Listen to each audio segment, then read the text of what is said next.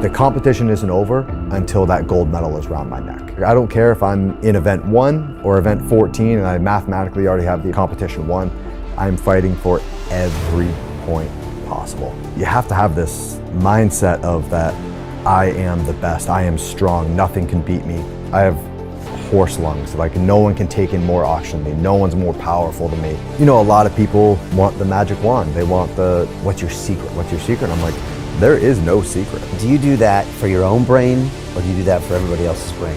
I'm always trying to convince myself that I'm invincible. I'm trying to convince myself that I recover better. I'm trying to convince myself that my nutrition is better. Who knows if I actually am? I'm telling myself that so that I don't have an excuse during the event when I'm in full pain mode. I want my competitors to feel hopeless. I wanted my competitors to be fighting for second place. This is going to end. Whether it's this singular workout, this singular movement, or this singular competition, whatever it is, it's going to end. If you give your full effort right now, you push yourself to the absolute limit, 18, 20 minutes of your day, that's nothing for, to have the results that I want to be having. This is such a small window of your day, but the results are going to last forever.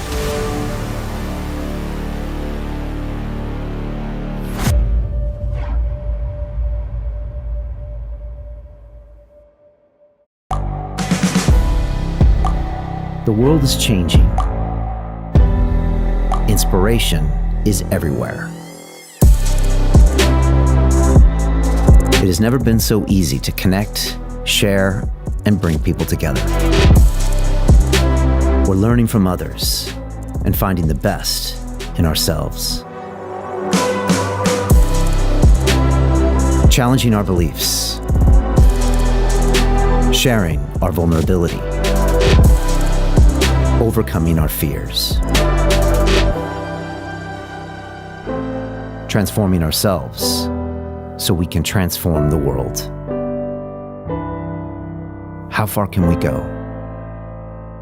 This is London Real. I am Brian Rose. My guest today is...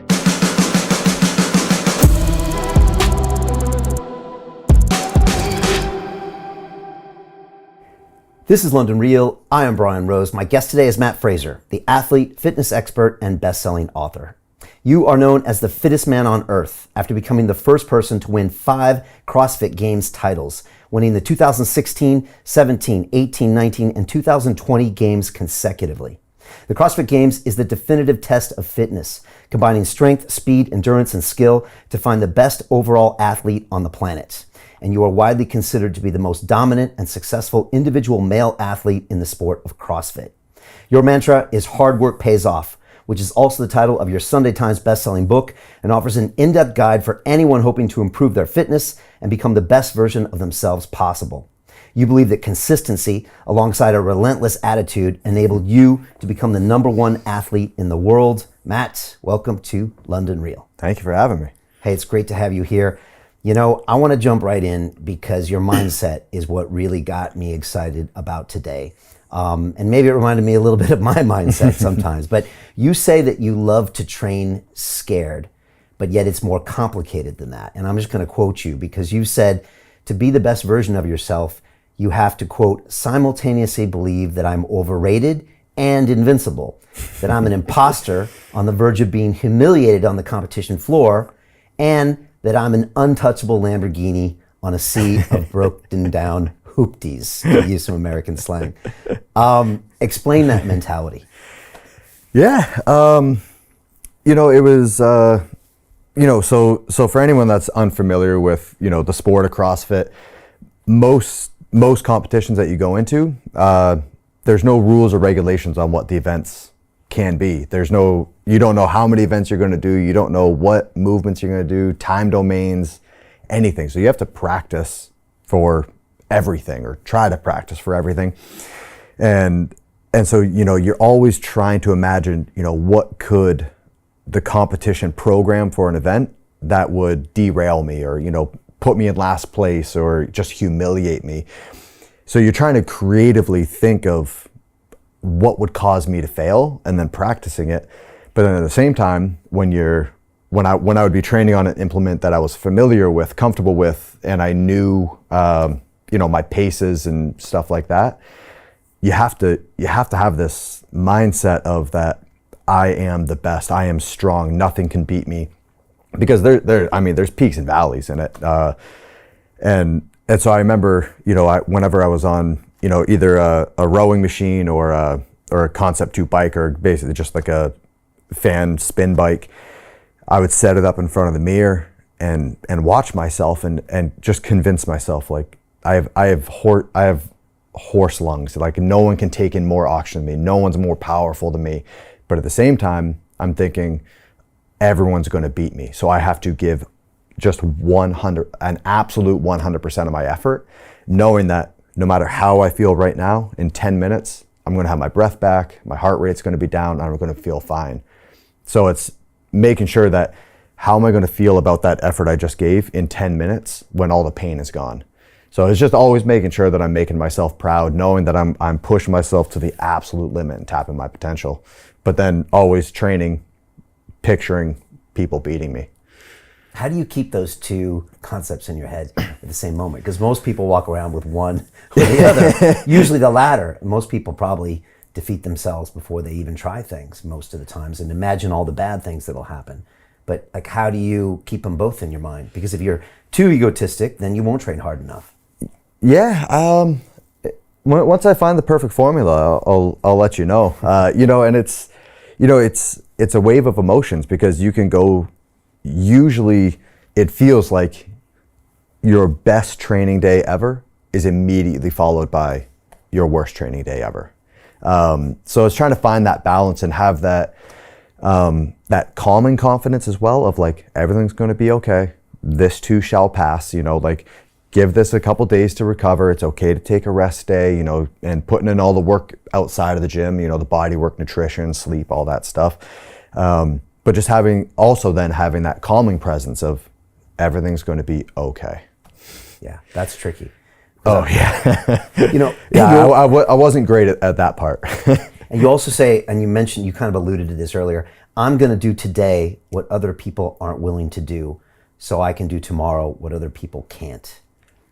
That's kind of yours. What is that? Oh, no, that's not mine. That was, that actually came from, so I believe it was Jerry Rice that said it, but then it was in engineering school, and my study partner and I, the guy that, we kind of made sure that we were all in all the same classes so that we could be study partners, or if we had a project or a test coming up, we could work together, because he was kind of in the same boat as me. He was a little bit older than everyone else in class.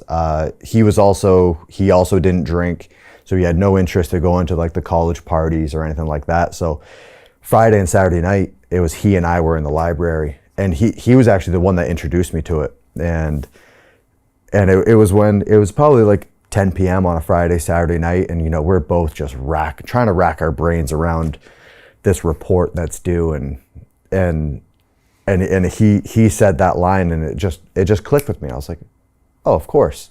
Like, if I want those results on the next exam, I need to be the one that's staying in the library longer than everyone else. I need to be the one that's reading more than everyone else. I need to be the one that's practicing, because I'm not the most naturally talented person by a long shot, but I'll make sure I outwork most.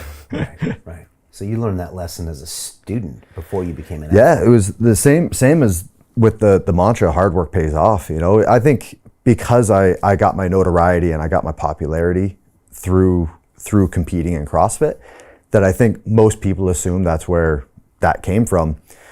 But that was from engineering school. And a couple of years in, it was once I finally made the decision that, like, this isn't an option. This isn't I want to be an engineer. This is like, oh fuck, I have to be an engineer because I got nothing else. And it was during thermodynamics, and I found out later that it was known as like a weed out course in university. It was early on, and so they're like, they were like, we want to make sure that if you don't like engineering, you find out early, so that you can just like cut your losses basically. And so the first exam, it was an embarrassing score. I think I got like a 38 on my first exam, and then the second exam wasn't much better. It was 42, and then the teacher going into the final was he was like, hey, the average in the class right now is like a 48. Like 90% of you are failing. So if your final exam is your highest score, that's your entire grade. And I just went, okay, like, good. And I just knew that if I'm not pursuing engineering, if I don't become an engineer, what the hell am I? And so I was like, I don't know what I have to do, so I'm going to make sure to just do everything. And I remember I would sit up in the library, I would go up to the third floor, it was the silent floor, and I would just get a little cubicle and this ungodly sized cup of coffee, and I would just have the textbook and I would just read the entire chapter, and I would take notes of every word that I didn't know what it was, go back, research each one of those words individually, and then reread the chapter. And then like the homework problems, if it was, one for, there's a half dozen problems for the homework, I would do all 40 from that chapter. And it was just like, I'm not going to leave a single stone unturned. And then I, aced the final. And then I remember in the thermodynamics too, it's like there was a couple tests that I set the curve for the class, and I was like, oh shit, okay, this works, Right. And feedback loop. Right. The biggest thing for me was I learned how to learn. And so, I continued that through engineering, and then, found CrossFit and just applied the same mentality to CrossFit. And I was like, okay, this works pretty well. I'm gonna keep applying this to every aspect of my life. Interesting. Wow. I've never heard of an athlete that used what they learned in engineering to become a better athlete. Yeah, you might be one of the first. Yeah, I wasn't like through high school, I was far from the star student. Like I cut every corner possible. I remember when I would get the syllabus, it was when I was usually about halfway through the semester, 2/3 of the way through the semester in high school, I would go through the syllabus and see the grading system of how like attendance, homework, tests, quizzes, how they were all weighted. And I would see how far into the semester I had to go before I stopped doing homework, before I stopped showing up for exams, anything like that. And, the teachers would be like, Matt, like you had an A in the class and now you're down to a C or almost a D. Like, what's happening? I did all the math on the syllabus. I have a passing grade, so that's all I care about. And so I was far from the star student. And but then once it came to university, it was that that doesn't cut it. Not studying for exams, not doing homework. The teacher doesn't care. They'll fail you. It's no skin off their back. And so but then. So learning how to learn for me was the biggest revolution for me, of just like, how do I have to break down each of these situations into, a daily test? Whether my goal is next month, next year, 5 years from now, what do I have to do today to get to where I want to be in 5 years? And just having that daily checklist of like, okay, I did everything I could today to get myself where I want to be in 5 years. Right. I'm having flashbacks to my degree. In my engineering degree, in my thermodynamics class that I took as a sophomore. So I went to MIT, and people always say, what was Boston like? And I always say, I don't know. Yeah. Because I was in the fucking basement. Yep. So we had a 24-hour library at MIT called Hayden. I just wanted to visit it a few months ago because my daughter's going to go to school in Boston. And I went back, and I used to live in a fraternity house, and I used to get a big bag full of books. And I would head out and walk by all the guys drinking beer, and I would go there and stay there till 2, 3, 4 in the morning. And they called it tooling at MIT, which means you just get in there and you try to shove as much information in your brain as possible. Yep. And thermodynamics was crazy hard. There's all these concepts that are just challenging to figure out. And like you said, it weeds out the men from the boys. Yeah. Yeah, I remember doing it. It was really funny. I went to University of Vermont for the majority of my degree. And, walking through campus, and it's like, you see all the students like laying out in the courtyard, or, they slacklining. They're all just doing fun activities.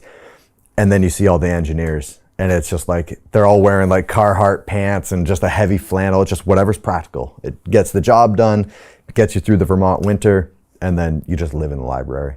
And I remember I was trying to get through my degree as quickly as possible. I actually did 2 degrees. Did engineering, then I also got a degree from the business school as well. Okay.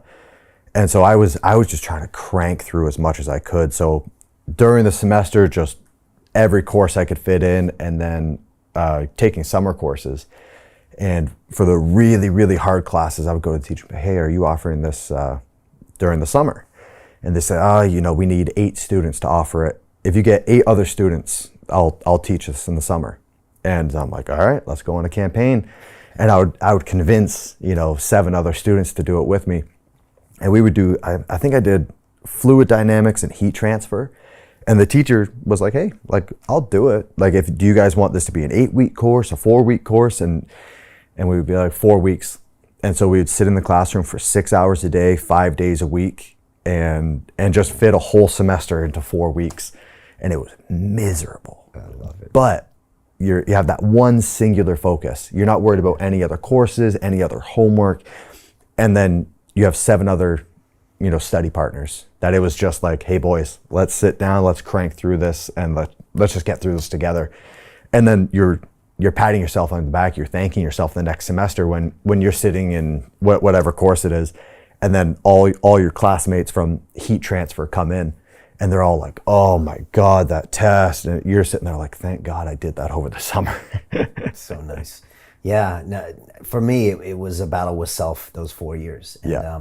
I remember, and I was in a fraternity house, so you got all these distractions over here. You're a young man, you're kind of coming up, so you got the alcohol, you got the girls, you got the parties. I couldn't imagine trying to do engineering while having like the typical college party life, or like living in a frat house. I don't know how you'd manage. It was just crazy because you got priorities, and then you're thinking about your future. And I remember in finals week, I used to like black out my whole room, and I'd write things on my wall like, you weak ass piece of garbage, like, you got nothing, how bad do you want it? And I was just like in the zone. Yeah. It was just this whole time. And it was and I saw some guys, kids that got into MIT would drop out a year later and go back and be bike messengers. Like, you saw these people dropping out, and it was like, it was real. This is your life. I couldn't comprehend the people that, wanted to be engineers, and then they failed one class, and then they'd be like, oh, I need to switch degrees or I can't graduate on time.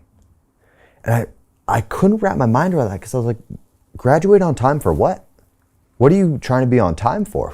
Who cares if you graduate in 4 years or 4.5 years or 5 years? Like, I don't get it. And I was like, you're making this lifelong decision based off this one little thing. Like 10 years later, looking back, and it's like, yeah, doing linear algebra, and it's like, yeah, it was miserable, and it seemed like it was never going to end in that moment.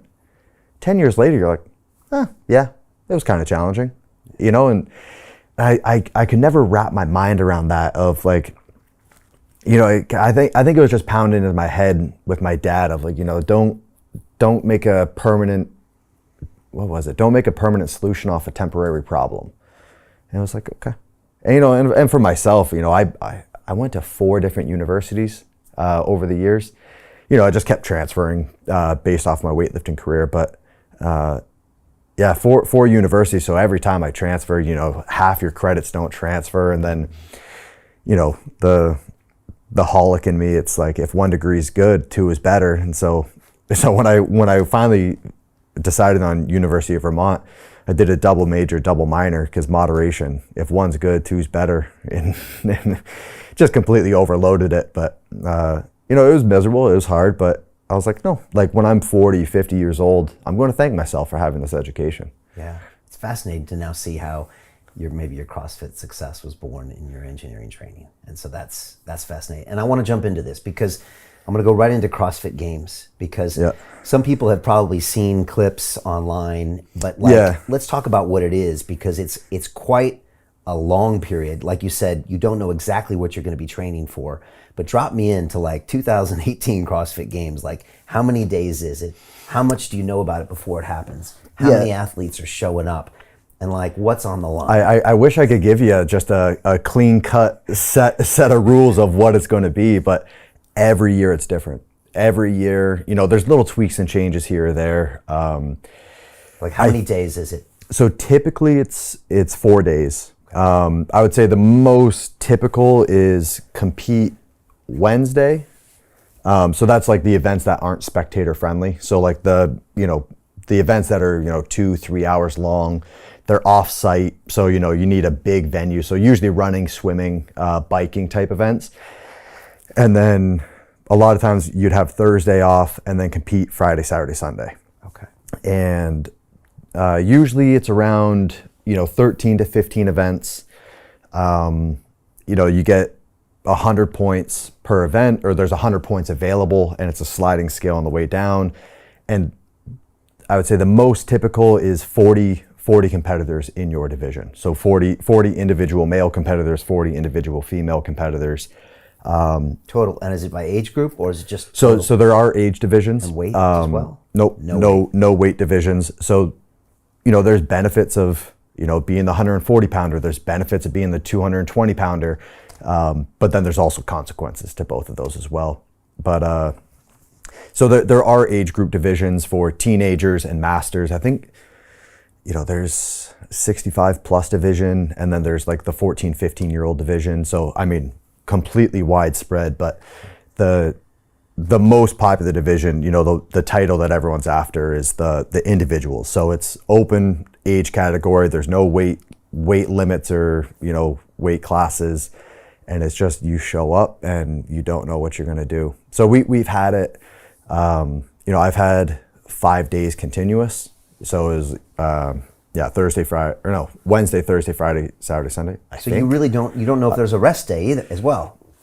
No, usually not. And then, as the competition is getting closer, hints are getting dropped, a piece of equipment will get posted or something like that. And then people start speculating, and so they mess with you a little bit. Oh, it's that's half the game is trying to keep your mental game strong enough, because hints are getting put out, and you're like they'll say, hey, this year we're swimming, and you don't know if you're swimming 25 meters, you don't know if you're swimming a mile. There's been rumors that you're going to get put on a boat, driven a mile offshore, and then just a horn go, bah, first one to shore wins. So that scares the hell out of a lot of people, right? Oh, yeah. Even the toughest, scariest guys in the gym will freak out of that. Oh, I mean, the mental side of it, the anticipation, the so many people fall victim to the what if game.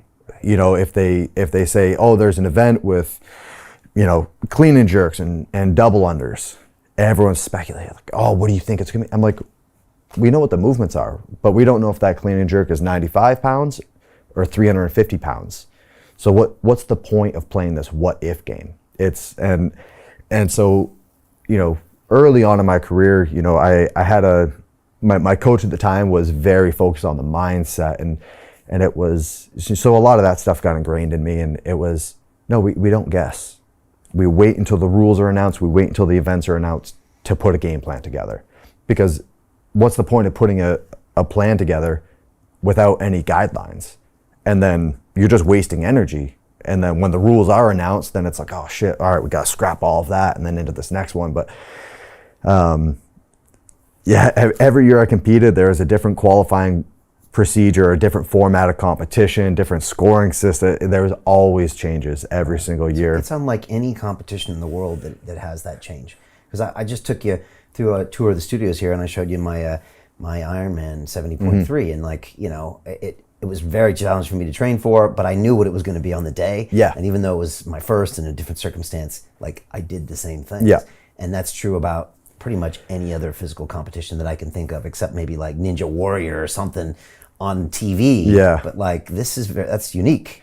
Yeah, I mean, not just myself, there's 40 of us going. We've had events that we didn't know what the event was as we were doing it. So you walk out and there's a Concept 2 ski erg, and then there's a dumbbell, and then a tall box, and so you're kind of like, okay, what are we doing with the dumbbell? What are we doing with the ski erg? And we were told, as run up to the piece of equipment, your judge will tell you what the movement is, and then you just start doing reps, and then they'll tell you when to stop. And then you move on to the next one, then you move on to the next one. And so you're really playing a guessing game of, how do I pace this? Is this a 5-minute event? Is this a 30-minute event? And did one event my last season where it was a trail run, and I think it was a 3-mile loop, and very aggressive terrain, like super steep where you're on all fours, and running to the finish line, hit the finish line, and then told, all right, now do it in reverse. And you're like, I just paced this for a 3-mile race. I'm gassed. And then nope, go back. And so you don't know what you're going to do. Some things get announced ahead of time. Some competitions will release every event, 2 weeks prior, and so wow, anything and everything and right in between. Have you seen guys mentally break on and when things like that happen, where it's like they just get frustrated, like I don't, what are you doing to us? I don't think we've ever seen like the typical like mental crack and somebody's just like, I can't do this anymore.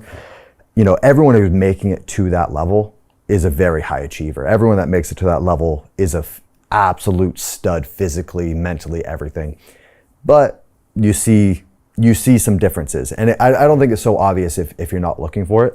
But it was pointed out to me early on in my career. Someone sent me an example of, and I didn't even realize I was doing it, but a training partner and I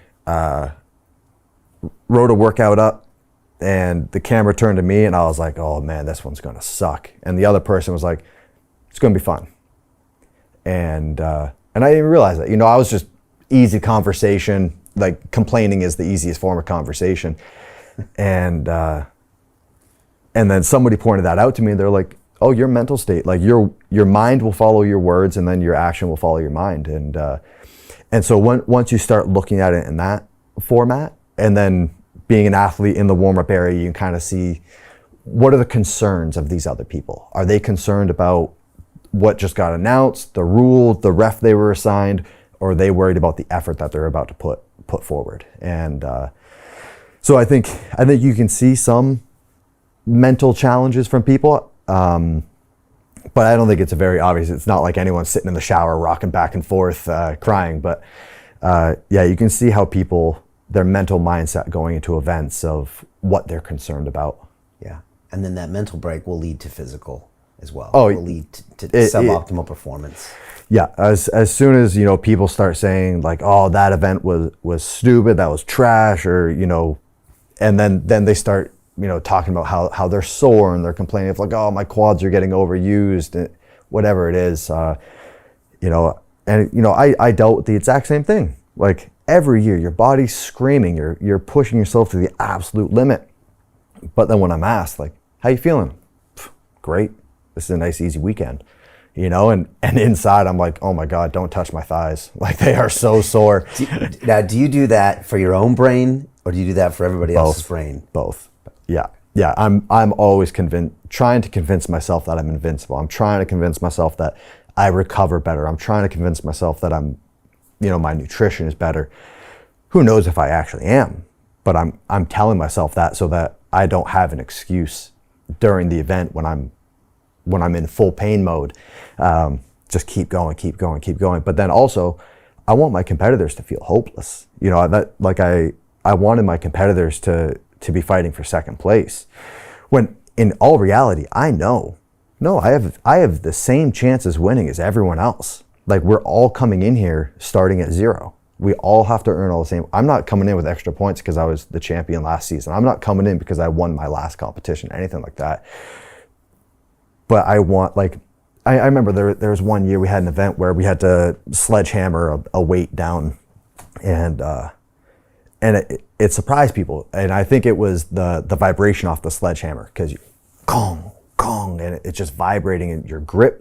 You're using your grip in a way that we never have before. And I remember like the pad of your thumb, my hand dexterity was trashed. Like I couldn't touch fingertips quickly. I was like, oh, something's wrong with my grip. And I was really, really concerned about it. And so, we're sitting in the athlete lounge before the day gets kicked off the next day. And one of my buddies walks in, who's a competitor, and he just, hey boys, anyone's hands fucked up? And everyone's like, oh, thank God, my hands, like I can't squeeze, I lost my grip. And I was like, what are you guys talking about? My grip's fine. Like, why is your grip? And who knows, maybe they just heard that comment and just brushed it off and didn't give it a second thought.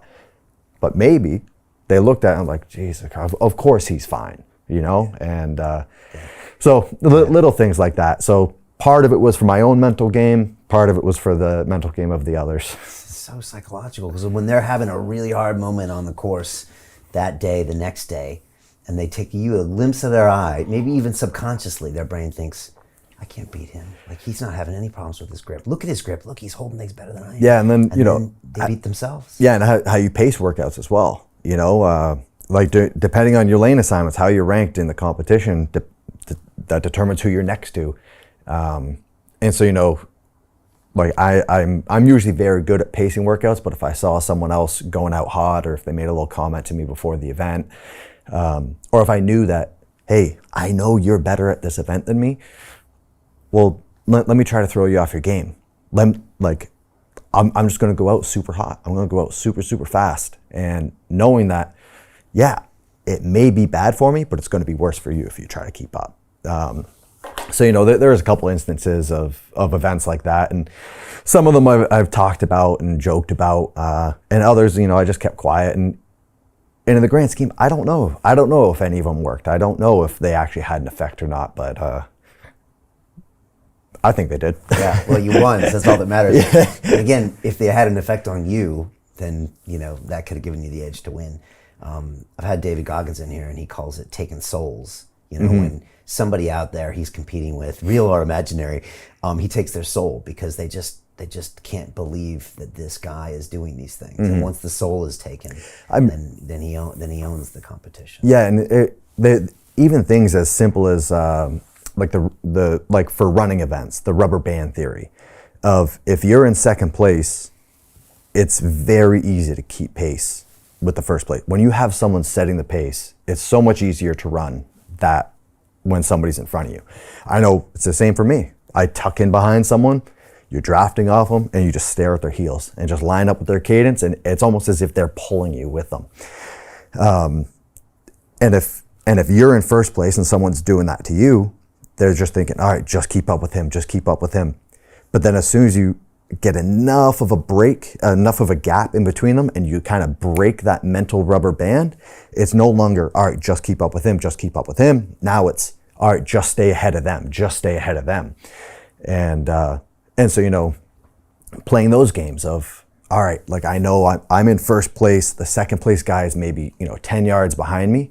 So as soon as I turn this corner and he can't see me, I'm going to sprint as hard as I can go until he's in view again, and then I throttle back. So I'm trying to create that gap to break them mentally, so that they're no longer trying to keep up with me, they're trying to stay ahead of the rest of the pack.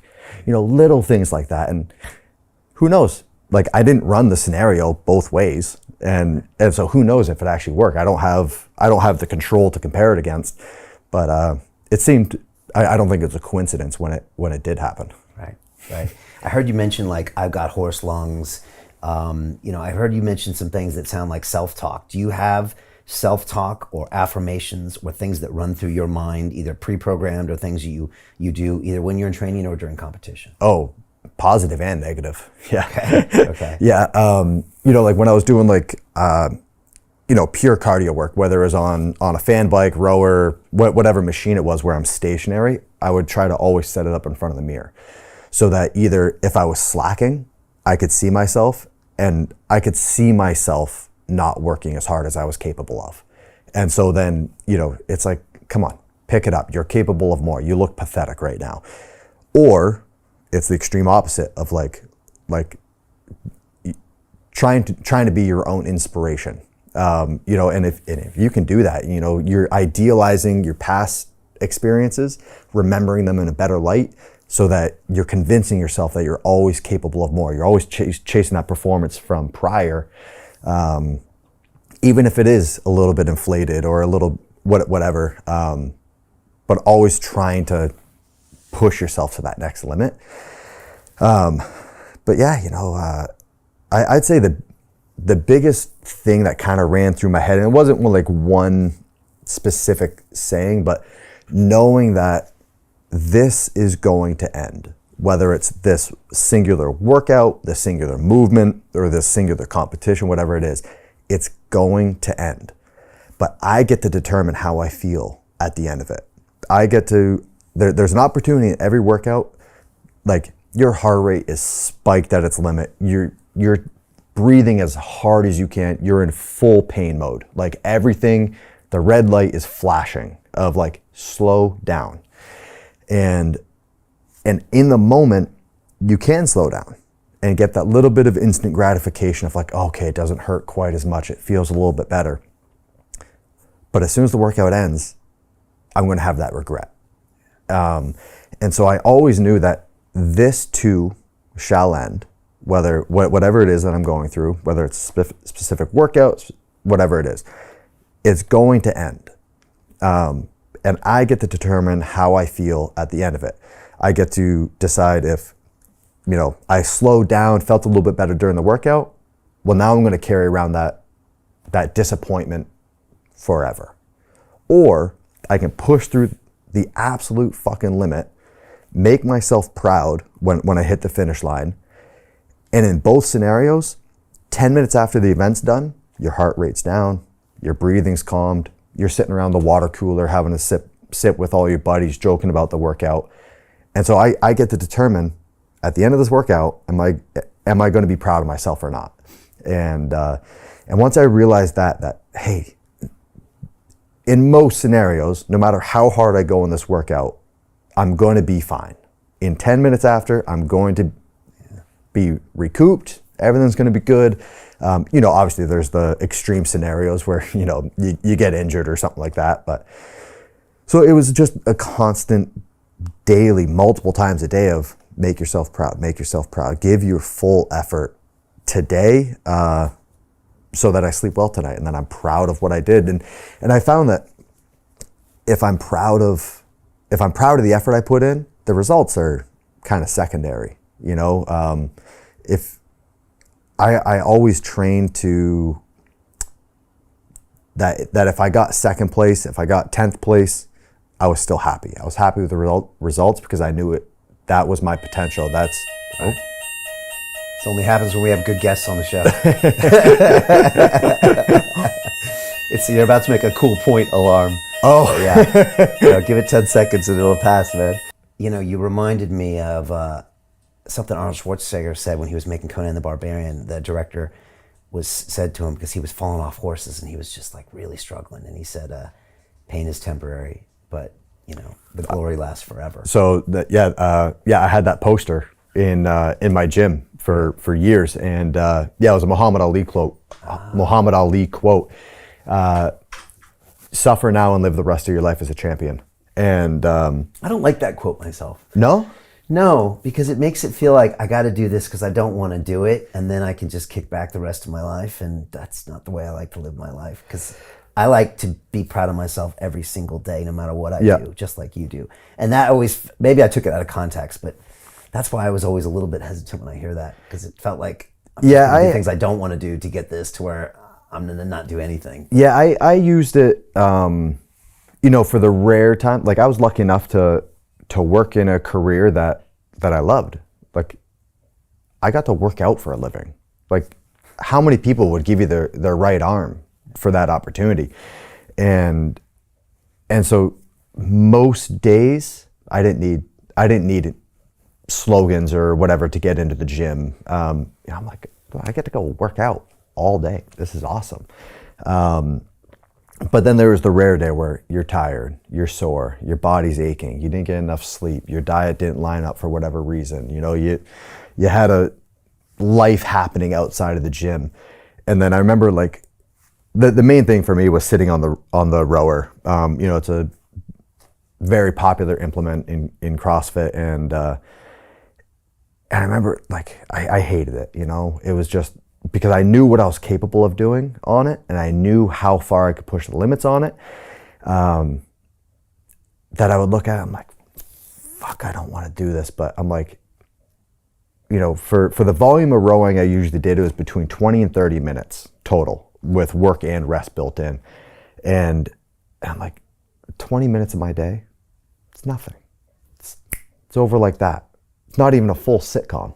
And I'm like, but if you give your full effort right now, you push yourself to the absolute limit, 18, 20 minutes of your day, that's nothing for to have the results that I want to be having. So it was in those moments that I would look at that poster and like, I'm tired, I'm aching, and you're like, you can taste the blood in your lungs, you taste copper pennies, and it's just like, okay, like, this is such a small window of your day, but the results are going to last forever.